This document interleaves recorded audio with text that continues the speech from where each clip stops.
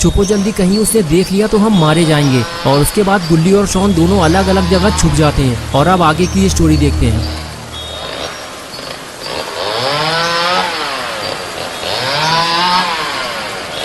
लगता है शॉन की खोपड़ी में भूसा भरा हुआ है, तभी वो ऐसी जगह छुपा है जहाँ से सरकटा उसे आसानी से देख सकता है। गुल्ली भी इस बात को अच्छी तरह से जानता है, लेकिन अब वो कुछ नहीं कर सकता क्योंकि सरकटा अंदर आ चुका है।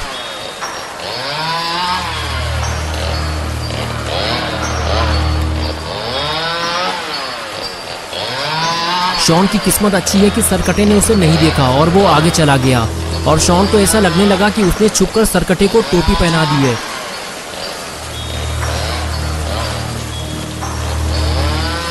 कुछ देर तक तो शॉन छुपकर सरकटे को देखता रहा, लेकिन जैसे ही सरकटा गुल्ली की तरफ आगे बढ़ने लगा, शॉन फौरन बाहर निकलकर खड़ा हो गया और कहने लगा, गुल्ली वहां से भागो, सरकटा तुम्हारी तरफ आ रहा है।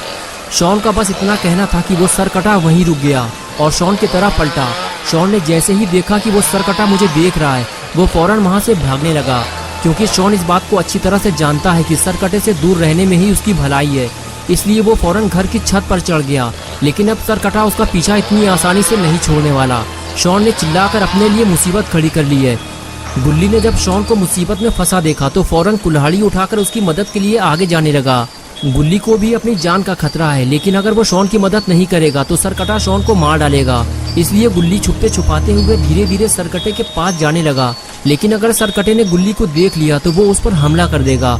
इधर शॉन सरकटे को डंडे से डराकर भगाने की कोशिश कर रहा है और सरकटे का सारा ध्यान शॉन पर है। बस इसी मौके का फायदा उठाते हुए गुल्ली ने सरकटे पर कुल्हाड़ी से हमला कर दिया और सरकटा सीढ़ी से नीचे गिर पड़ा। गुल्ली सरकटे का खेल यहीं खत्म कर देना चाहता है, लेकिन उसे समझ में नहीं आ रहा कि इसे मारा कैसे जाए। जब सर कटने के बाद भी ये जिंदा है तो अब ये मरेगा कैसे। तभी शॉन गुल्ली से कहता है कि तुम इसे मार नहीं पाओगे गुल्ली, तुम इसका पैर काट दो, फिर ये हमारा पीछा नहीं कर पाएगा। गुल्ली को शॉन की ये बात सही लगी और उसने कुल्हाड़ी से सरकटे का एक पैर काट दिया।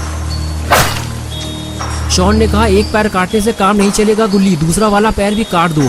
अगर तुम्हें डर लग रहा है तो मैं तुम्हारे पास आ जाता हूँ, ये लो।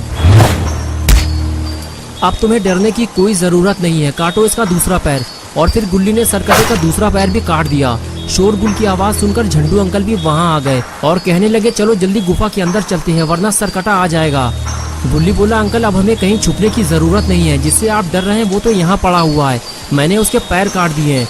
अंकल को गुल्ली की बात पे भरोसा नहीं हुआ और वो सरकटे को देखने के लिए उसके पास चले गए। पास जाकर जब अंकल ने सरकटे को देखा तो उनको अपनी आंखों पर यकीन नहीं हुआ कि गुल्ली ने सरकटे के पैर काट दिए हैं और वो उनके सामने पड़ा हुआ है। अंकल ने कहा, गुल्ली तुमने ये सब किया कैसे? मुझे तो सिर्फ ये सोचकर ही डर लग रहा है कि अगर ये तुम पर पलटकर हमला कर देता तो तुम जिंदा नहीं बचते। गुल्ली बोला, अंकल अगर मैं इसके पैर नहीं काटता तो ये शॉन का कुछ ना कुछ जरूर काट देता, इसीलिए मुझे इसके पैर काटने पड़े और अब ये हमारा पीछा नहीं कर पाएगा।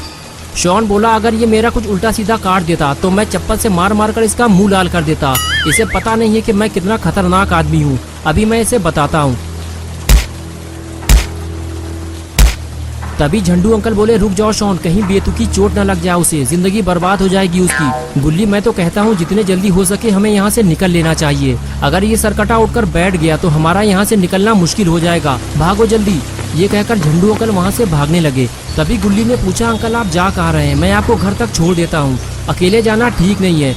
अंकल ने कहा, गुल्ली मैं अपने घर जा रहा हूँ, थोड़ी ही दूर पे मेरा घर है, तुम लोग भी अपने अपने घर लौट जाओ। और एक बात याद रखना गुल्ली, सरकटा तुमसे बदला लेने जरूर आएगा, जितने जल्दी हो सके यहाँ से दूर चले जाओ। ये कहकर अंकल वहाँ से चले गए। झंडू अंकल की बात सुनकर शॉन ने कहा, गुल्ली तुमने सुना है ना अंकल ने क्या कहा है, ये सरकटा तुमसे अपना बदला जरूर लेगा और तुम्हारी टांगे काट देगा। गुल्ली बोला, शॉन तुम अपने मुंह से मनहूसियत वाली बातें न निकाला करो, तुमने भी तो दीमक लगी हुई लकड़ी से इसे मारा है। गुल्ली और शॉन बात कर ही रहे थे कि तभी अचानक से सरकटा उठकर बैठ गया और गुल्ली को वही बात याद आ गई कि उसकी टांगे भी काटी जाएंगी। ये देखकर गुल्ली ने कहा, शॉन मुझे कुछ जरूरी काम याद आ गया है, तुम यहीं रुको मैं अभी आता हूँ। ये कहकर गुल्ली वहाँ से फरार हो गया, लेकिन अपना पॉटी बॉय शॉन अकेले कहाँ रुकने वाला, वो भी गुल्ली के साथ फरार हो गया। इधर गुल्ली परेशान है कि रात के 1 बजने वाले हैं, लेकिन गुल्ली और शॉन घर वापस नहीं आए हैं। हो सकता है गेम खरीदने के बाद दोनों बाबा के पास चले गए हों, लेकिन मुझे जाकर देखना होगा कि इतनी बारिश में ये लोग कहाँ चले गए हैं। और उसके बाद गुल्ली दोनों को ढूंढने घर से निकल जाता है।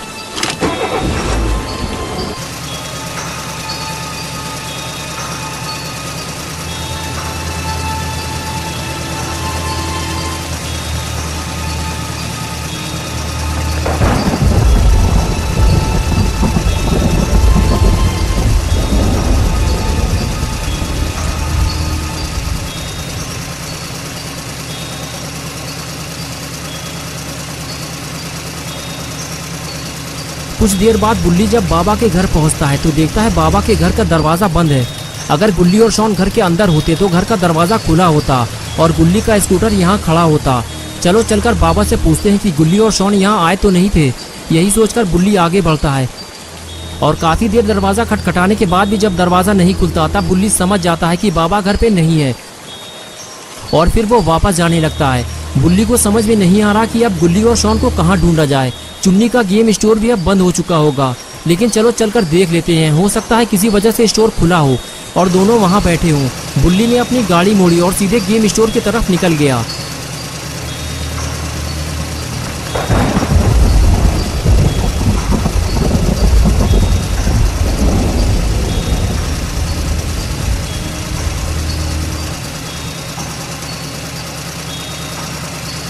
स्टोर पहुंचते ही बुल्ली को जोर का झटका लगा। उसने देखा कि स्टोर तो बंद पड़ा हुआ है।